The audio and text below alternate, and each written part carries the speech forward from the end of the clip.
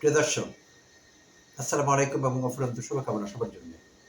আজ রোববার ১৬ মার্চ বুয়েট ছাত্র আবরার ফাহাদ হত্যাকাণ্ডের রায় ঘোষিত হয়েছে।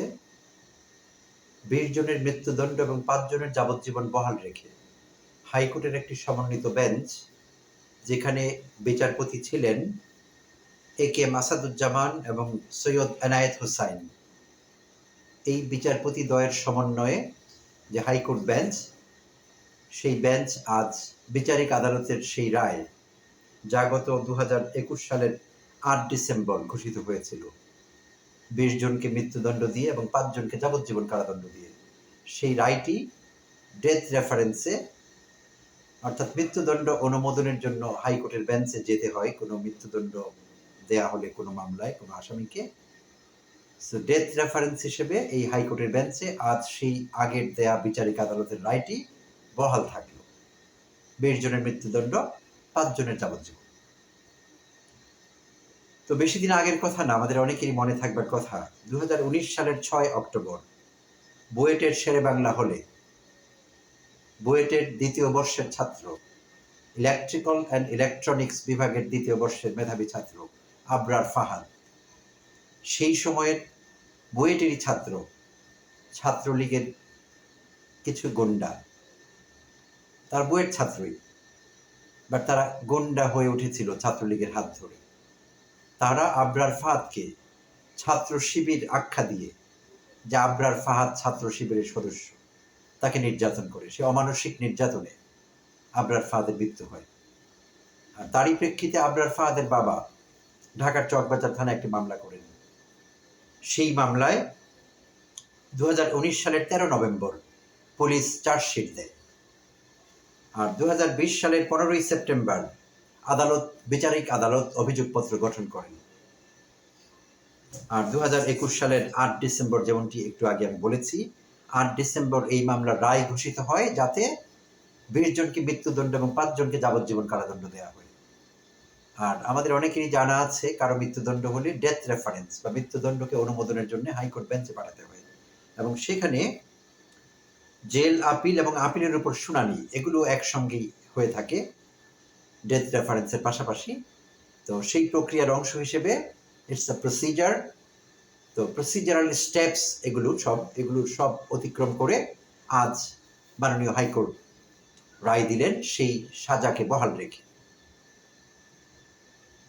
তো এর আগে আমাদের জানা থাকবার কথা, একটু আগের বিষয় যদিও, এখন টিএসসি আশেপাশে যে রাজু ভাস্কর্য আছে, যা ছাত্র আন্দোলনের বা গণতান্ত্রিক আন্দোলনের একটি প্রতীক হয়ে উঠেছে, রাজু ভাস্কর্য, সেই রাজু ভাস্কর্যের রাজুর কথা যদি বলি, 1992 সালের কথা, সালাউদ্দিন লিপু ওরফে রাজু, সেই রাজুও কিন্তু একটি রাজনৈতিক গন্ডামির কারণে হত্যাকাণ্ডের শিকার হয় 1992 সালের ১৩ মার্চ। এবং সেদিনও রাজনৈতিক গুন্ডারা, এবং যার মধ্যে ছিল ছাত্র দল এবং ছাত্রলীগের সদস্যরা, তাদের গোলাগুলিতে পড়ে নিরীহ ছাত্র, ঢাকা বিশ্ববিদ্যালয়ের মেধাবী ছাত্র রাজু সেদিন নিহত হন গুলিবিদ্ধ হয়ে। আর তারই ফলশ্রুতিতে 1997 সনে টিএসসি প্রাঙ্গণে গড়ে ওঠে রাজু ভাস্কর্য। তো এরকম হত্যাকাণ্ডের হিসেব দিতে গেলে, এক্সাম্পল দিতে গেলে অনেক দেয়া যাবে, দিতে চাচ্ছি না।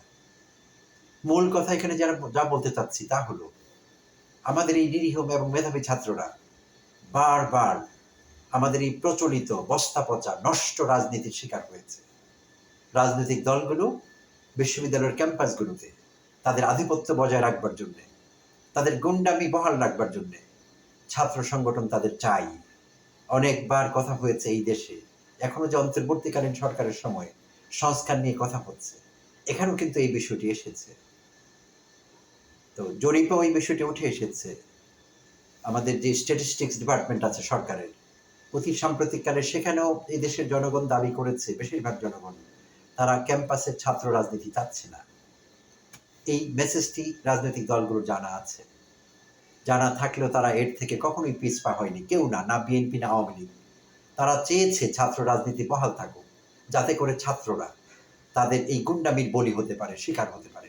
এবং তাই হয়েছে বছরের পর বছর, দশকের পর দশক।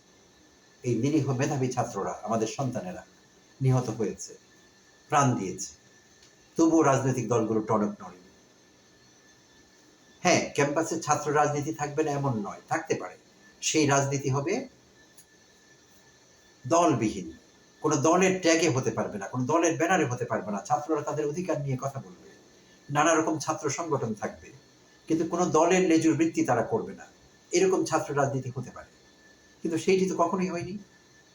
নষ্ট রাজনীতির আবর্তিত হয়েছে বারবার এই ছাত্র রাজনীতি, এবং ছাত্র রাজনীতির নামে ক্যাম্পাসগুলোতে টিকে আছে এখন শুধুই গুন্ডামি এবং দুর্বৃত্তায়ন, হল দখল, সিট বাণিজ্য, গেস্ট রুম কালচার, এইসবই চলে এসছে বছরের পর বছর। তো এই যে আমাদের মেধাবী ছেলে আবরার ফাহাদ নির্মমভাবে হত্যাকাণ্ডের শিকার হলেন, কিংবা রাজুর কথা যদি বলি, এর দায় কি রাজনৈতিক দলগুলো নেই? অবশ্যই আছে। ছাত্রলীগ সেই সময় দুর্দান্ত হয়ে উঠেছিল, এবং যাদের আজকে মৃত্যুদণ্ড হয়েছে তারাও কিন্তু মেধাবী ছাত্রই, তারা বুয়েটেরই ছাত্র ছিল, কিন্তু ছাত্রলীগের রাজনীতির হাত ধরে তারা গুন্ডামিতে ঢুকে পড়েছে, দুর্বৃত্তায়নের অংশ হয়েছে তারা, এবং তাদের কাছে মনে হয়েছে যে, এবং যেহেতু তাদের বয়স কম, তারা ক্ষমতার লোভ দেখেছে, ক্ষমতা পেয়েছে, তারা ক্ষমতার স্বাদ পেয়েছে, ফলে তারা আবরারকে মেরে ফেলতে একটু দ্বিধা করেনি, কারণ তাদের কোনো ভয় ছিল না, কারণ তারা ধরেই নিয়েছিল শেখ হাসিনা তাদেরকে বাঁচাবে, আওয়ামী লীগ তাদেরকে বাঁচাবে, তাদের পিতৃ সংগঠন বা মাতৃ সংগঠন যেটাই বলি না কেন, তারা তাদেরকে বাঁচাবে। সো যা কিছুই তারা করুক, গুন্ডামি, দুর্বৃত্তায়ন, চাঁদাবাজি, হত্যাকাণ্ড, যা কিছুই তারা করুক না কেন, তারা পার পেয়ে যাবে, তাদের কোনো সমস্যা হবে না।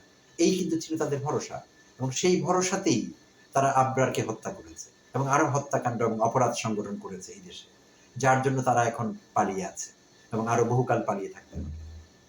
এখনো দেখছি আবার সেই ক্যাম্পাস দখল চলছে, শুরু হয়ে গিয়েছে, নতুন কেউ চলে এসেছে, চেহারা পাল্টেছে, সবকিছু আগের মতোই আছে। তো রাজনৈতিক দলগুলো এই বিষয়টি ভেবে দেখবে আশা করছি। আমরা আর কোনো আবরার ফাঁদকে এরকম নির্মম মৃত্যুর শিকার হতে দেখতে চাই না। আমরা আর কোনো রাজু চাই না নির্মম মৃত্যুর শিকার হয়ে এরকম হবে, আমরা এটি চাই না। এটি পরিষ্কার মেসেজ। রাজনৈতিক দলগুলো যদি এগুলো না বুঝে, তারা আস্থা করে নিক্ষিপ্ত হবে ভবিষ্যতে। এখন তারা কান্নাকাটি করছে, আক্ষেপ করছে, কবে রাজনৈতিক সরকার দেশে আসবে, রাজনৈতিক সরকার ছাড়া নাকি আমাদের কিছুই হবে না। গতকালই দেখলাম বিএনপির এক নেতা বলছেন, আমির খসরু মাহমুদ চৌধুরী চট্টগ্রামের, গণতন্ত্রবিহীন প্রতিটি দিন যাচ্ছে, আহ, তার খুব কষ্ট, তার খুব কান্না। গণতন্ত্রহীন প্রতিটি দিন তিনি গুনছেন, কটি দিন যাচ্ছে গণতন্ত্রহীন, নির্বাচনহীন। অন্তর্বর্তীকালীন সরকারকে তাদের একদিনও সহ্য হচ্ছে না। তারা এই দেশে ক্ষমতায় গিয়ে নির্বাচন করে গণতন্ত্রের ফল্গু ধারা বইয়ে দেবেন। যদি সেটি হয় খুব ভালো, অতীতে কিন্তু সেটি হয়নি, আমাদের অভিজ্ঞতা খুবই তিক্ত। তো রাজনৈতিক দলগুলো যদি এটি মাথায় রাখে খুব ভালো হবে। আর তরুণ তরুণীরা যারা এই রাজনৈতিক দলগুলোর খপ্পরে পড়েছে, না বুঝে, এবং মনে করেছে যে আমরা যে কোনো কিছু করে পার পেয়ে যাব, তারা আমাদের রক্ষা করবে, না, এটি কিন্তু হবে না। ভবিষ্যতের রাজনীতি এটিকে অ্যালাউ করবে না, যেমনি অ্যালাউ করেনি আবরার ফাঁদের হত্যাকাণ্ডকে। এবং এই 20টি তাজা প্রাণ এখন ঝরে যাবে, তাদের প্রত্যেকের ফাঁসি হবে, 20 জনের ফাঁসি হবে, 5 জনের যাবজ্জীবন। সো তোমরাও যারা ভাবছো যে আগামী দিনে অবৈধ ক্ষমতা ভোগ করবে, ক্ষমতার স্বাদ নেবে রাজনৈতিক দল করে, কোনো দলের ছত্র ছায়ায়, ভালো চিন্তা না। যদি তোমাদের এরকম চিন্তা থাকে, সেগুলো থেকে বেরিয়ে আসো, ওতেই তোমাদের মঙ্গল। সবাই ভালো থাকবেন, ধন্যবাদ।